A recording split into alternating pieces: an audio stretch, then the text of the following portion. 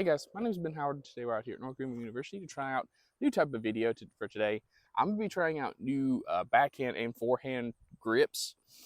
The main reason I want to do this is because I watched a video recently with Overthrow Disc Golf where they've been doing a series talking about grips. And they did a video where they talked about the difference between a 2-finger, a 3-finger, and a 4-finger grip. And they actually were able to get like a puck you would put in the middle of your disc, and it reads like speed, RPMs, nose angle, wing angle, really cool stuff. I think they've already put out like 3 videos in that series, so using that technology. So please go check that out if that sounds interesting to you. But basically what they found is that a 4-finger grip will give you more speed, more rotation, and it's easier to get the nose down with it. For me, I found that interesting because I've always thrown with a 3-fingered grip. I didn't mind how the 4-fingered grip felt when I first started, but 3-finger just felt better to me. And so today I just kind of want to try that out. The other grip I want to try out is a different version of a forehand grip, because I've always used a stack grip, but I believe it was Nate Sexton and Kyle Klein who both said that if you bring your pointer finger back and put it up against the rim too, they found that to be more consistent and give you like a better grip. So I'm gonna try both of these out. I'm gonna play just regular stroke play on the course, but before we do that, I'm gonna throw in the field, throw 2 shots with each grip, forehand and backhand, and I'm gonna average the total distance for all the discs, and whichever group has a better average, I'm gonna give that group a 2-stroke advantage going into the round. Well, let's go and get into it. All right, so I'm going to be doing the backhands first. I'll do 3-fingered grip first. Just see how it goes.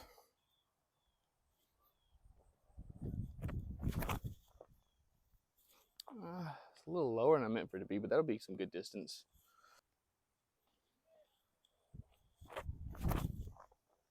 Low again. All right, and then for the 4-fingered grip.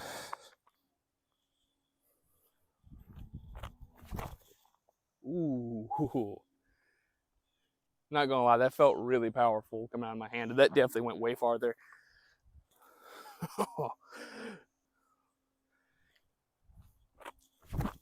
Oh my gosh, that actually feels amazing. Okay, so I might have spoiled that for myself, but let's go ahead and try the forehand. So going stack grip first. Let's see. Oh, it came out nose up. I do have a tailwind too, so this is going to be a little bit more difficult in the forehand.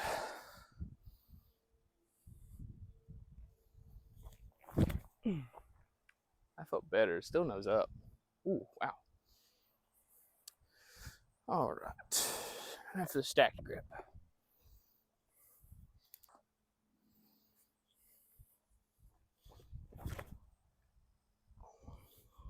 Ooh.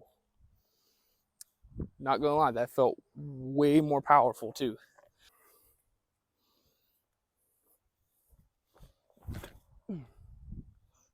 Came out on some Anheuser accidentally, but wow, I actually fought out of it. Okay, so yeah, I'll go tally those up real quick and see what we got. All right, guys, so after getting all the numbers together, for the forehand, these two went about the same distance. This one I threw stack grip, this one I threw the power grip.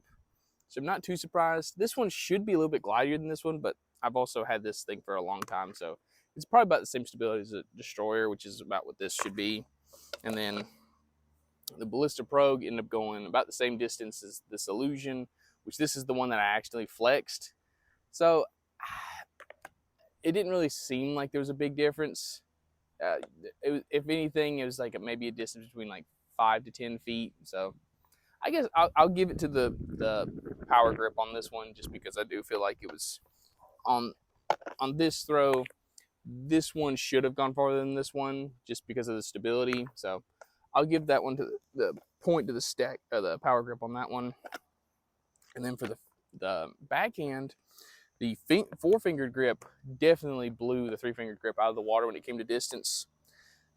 For my two Graces, I really didn't notice a big difference, mainly just because I threw this one. This was the one I threw on three finger grip, and it was a little lower than this one, and they were probably about 30 feet different. So that's kind of negligible, maybe not, depending on the height. Either way, I would still probably give it the four finger grip on that one by like a few feet. But when it came to the Zeus versus the Destroyer on that one, the the Zeus ended up being the farthest disc out of all of them, going about, I think it was 390 or something like that, and the Destroyer probably went 320. Granted, I threw this lower, but it shouldn't be 70 feet worth of difference when it comes to these two. I will give the edge a little bit to the Zeus because I think it's a little bit less stable than the Destroyer, but not by a lot. Yep, I'm going to give that to the four finger grip as well. So that's two strokes going to the four finger grip and the power grip going into the round. See how it goes, because obviously, like I said over there, I'm definitely feeling a lot more snap, a lot more power out of the four fingered and the power grip. But now we got to see how consistent the four finger grip is compared to the three finger grip. Even with two strokes, it's definitely not over. So let's go and get in the round. All right, guys, so we're on hole one. This is a par 3, 237 feet, just straight ahead. The only thing to pay attention to is we got OB all on the left side, marked by the concrete. But big shout out to North Greenville. They actually got some T signs in out here, so we can actually see what some of the OB is and how some of the holes are supposed to be played out here. But for this hole, I'm just going to try and take a straight mid, push it right up the middle. Since the four finger grip won that, I'm going to give it the box for this one. Let's see what we can do with it.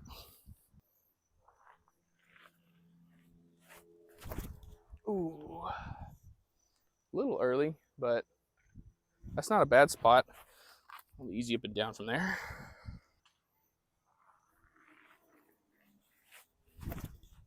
Ooh, get off it. Oh, almost.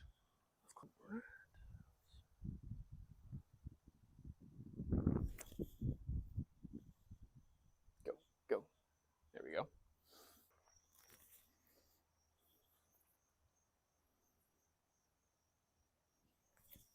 Oh, I pulled it. That's it. Okay. I was trying to give it a bid. There we go. And one thing I forgot to mention is I'm curious to see what other people say about this, because I've always fan gripped my putters and then power gripped mid ranges, fairways up to distance drivers. I'm curious what everybody else does, because I've heard some people say that they fan grip their mid ranges. I've even heard players like I believe it's Big Germ. He fan grips everything, distance drivers all the way through. So let me know in the comments what y'all do. All right, guys. So for hole 2, this is a par 3, 285 feet, just straight ahead on top of this hill. We've got a left to right wind, so I'm just going to try and throw a forehand low, just trying to get them to stick on this side of the hill, just right next to the basket. Try and give myself a easy look at par, but so power grip's got the box. Let's see what we can do.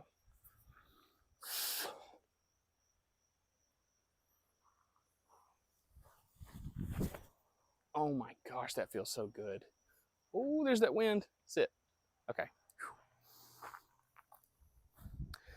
It doesn't feel as comfortable as the stack grip does, like when I'm just holding it. But when that comes out of my hand, that just feels so good. Oh man. All right. Stack grip.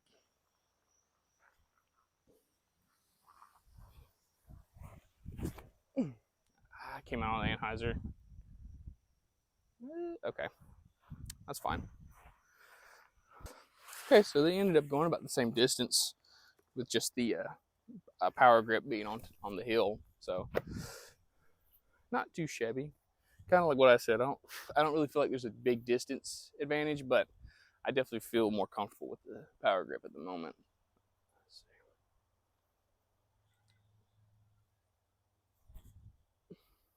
That's it. There we go. Perfect. It's never a good sign when the chains are wiggling from the wind, but feels like a tailwind, so I can give this a bid.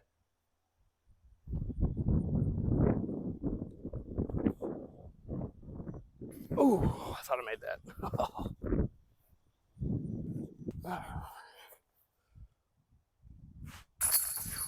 go.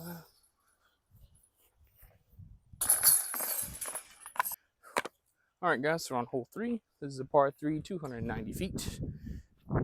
Basket's up here on the other side of this mound, on the left side of this bush. So really just trying to throw a hyzer at that bush, let it fade in. Biggest thing, you don't want to go long because you'll end up in that bush. And you don't want to be short left because then you can end up behind this stuff off to the left. But I'm just going to try and throw just mid-range hyzer. See what we get. Still the 4-finger grips box. I meant for that to be on hyzer, but that might work. It's going to be a little short, but that'll be fine. Now for the 3-finger.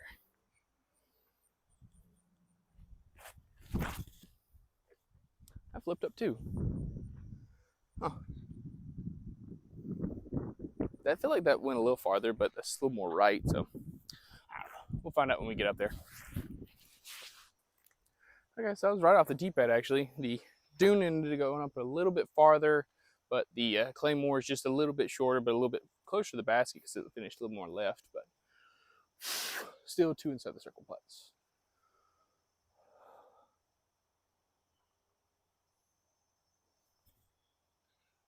Yes, there we go.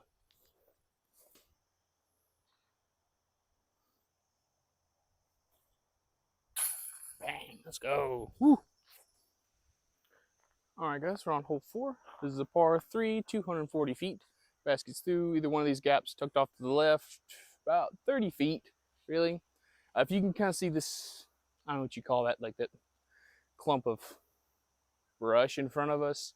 It's probably 45 to 50 feet left of that. So I'm really just going to try and throw, I think I'm going to throw the mid-ranges again, just on hyzer at these 2 telephone poles in the distance through this right gap and just try and get them to finish left through the gap.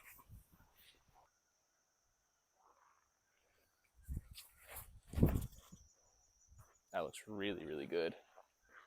Go in, please. Ooh. That should be parked.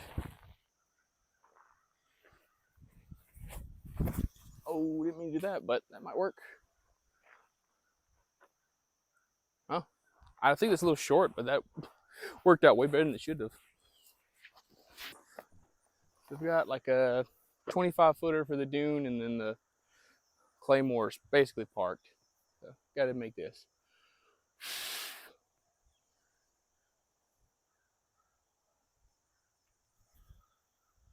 Yes, there we go.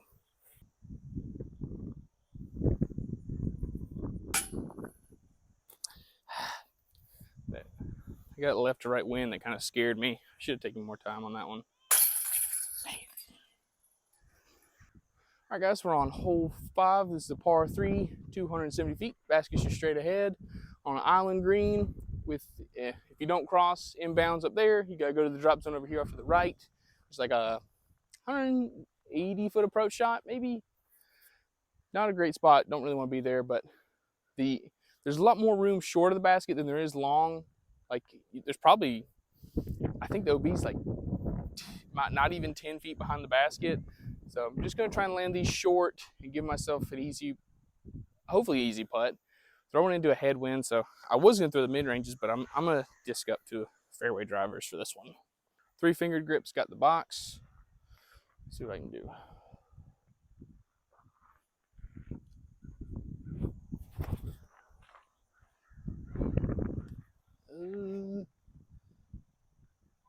Looks good. All right. Now for the 4-fingered grip. This is one I'll be curious to see because I'm having to power down a little bit. Still trying to throw it hard, just like 70%.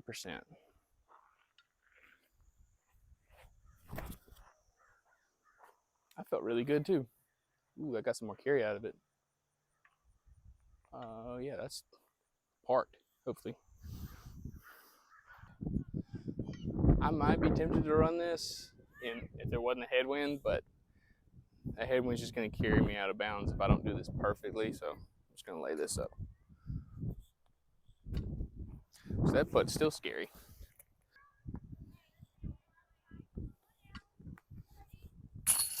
we go.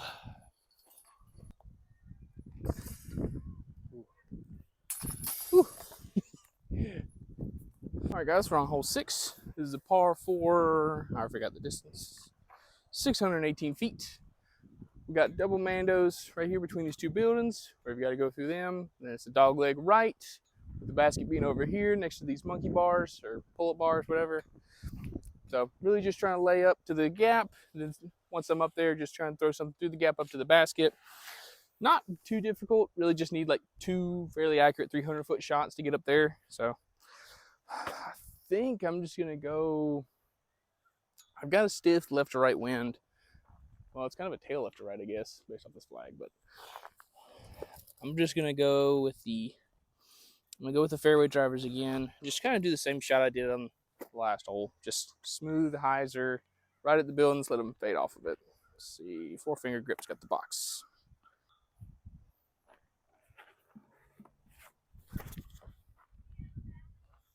Sit down. Sit down. Hard. Okay, that might be a little long, but that, I don't know. You can never tell until you get up there. Let's see. Same shot, 3-fingered.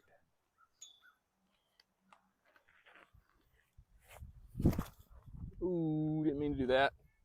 Get left. Come on. Hurry. Ooh. Okay, that's a perfect drive. Whew. Man. Okay, so I got perfect distance with both the shots. Just one of them got much luckier than it deserved to be. But yeah, just like straight 330-foot shot for these, or at least this one. Let's see. Yeah, sure. I'll just do the same disc again. I don't see any reason not to. Let's see. Only other thing I forgot to mention is the running track is out of bounds. So I've got to make sure if I miss, I want to miss left going through here, but shouldn't be too big of an issue.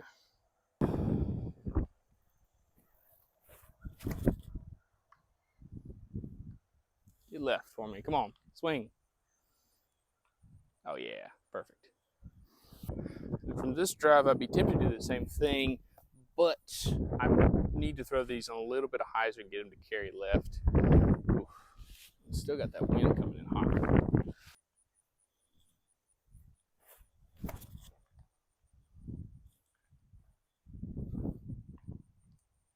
Oh yeah, perfect.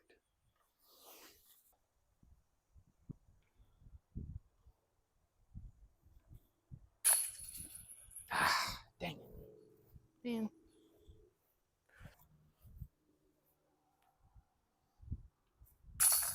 Oh.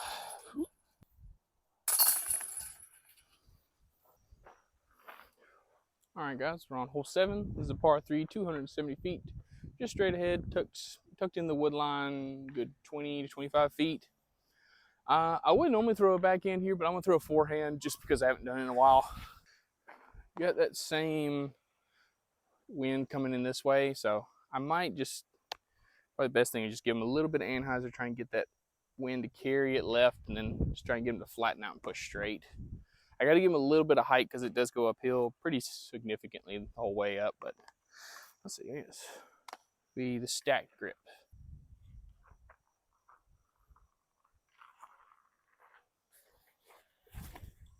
Ah, too much. Oh, fought out of it. Okay. Oh, wow.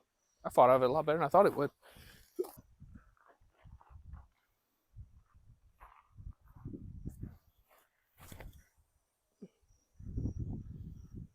I fought out of that one better. Oh, that had the gap though. Oh yeah, that's basically parked if I don't have like a bunch of trees in my way. All right, a little long, but let's see what we can do here. Oh, that's annoying. Oh man.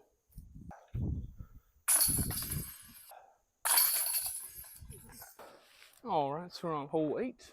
Oh, they made it to par 3 now. Nice. Par 3, 450 feet. Going down this way with the basket being tucked good, maybe 100 feet into the wood line. It's nice though. It looks like they actually cleared out some of the rough early of the gap. So even if you do leave it a little short, you actually might have a chance of getting up and down for a par now. Trying to work these into the bag there. It's Gateway Illusions. It's supposed to be like destroyers, but they feel like narrower in some ways. They're very weird feeling discs. They're very overstable though, as you can kind of tell from the beginning. But let's see. Here's the box. Three finger is the box still.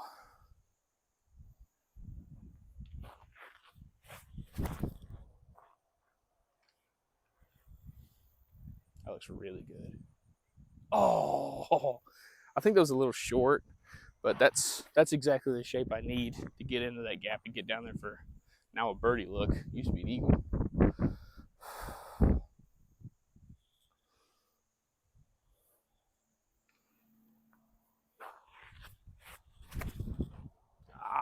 Nope. Well, if it pushes. Never saw it come down, so I don't know. Maybe I got lucky up there. Have to wait and see. So the four finger grip shot ended up a little short of the corner.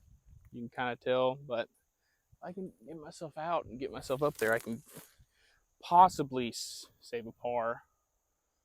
Whew, it's gonna be rough though.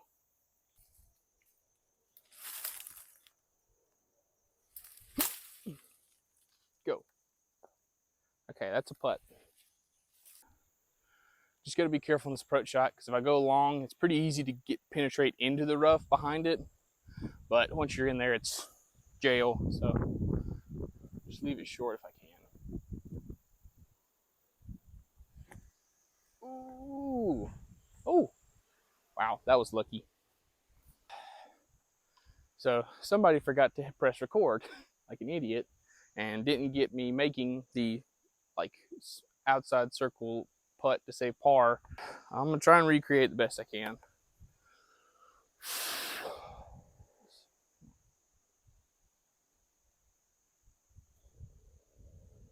Holy crap, I did it. I was not expecting to actually make that. There we go. All right, guys, we're on hole 9. It's a par 3, 380 feet just straight ahead. Going slightly uphill, so this one plays a little over 400. It's really difficult to get up there, but biggest thing to pay attention to, you got OB path off to the right again. So I'm gonna try and take something overstable and kind of flex it and try and get the finish back left pretty hard near the end and just see if I can give myself like a 60-foot look or something up there.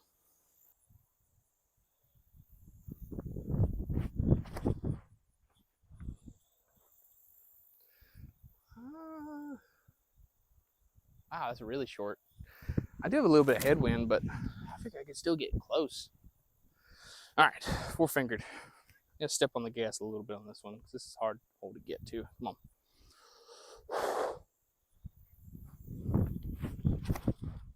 Uh-oh, that's not coming out. Huh, wow. I was not expecting that. That actually held that angle a lot longer. It's actually pretty convenient because I haven't really got to try the power grip on an approach disc. So give that a shot. Going right into the headwind though. Not it. Nope. Yep. Yeah.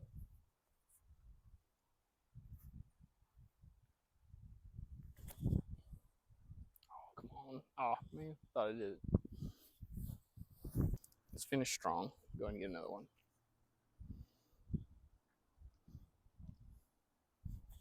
No. Ah, dang it. So short. Ugh. Gross.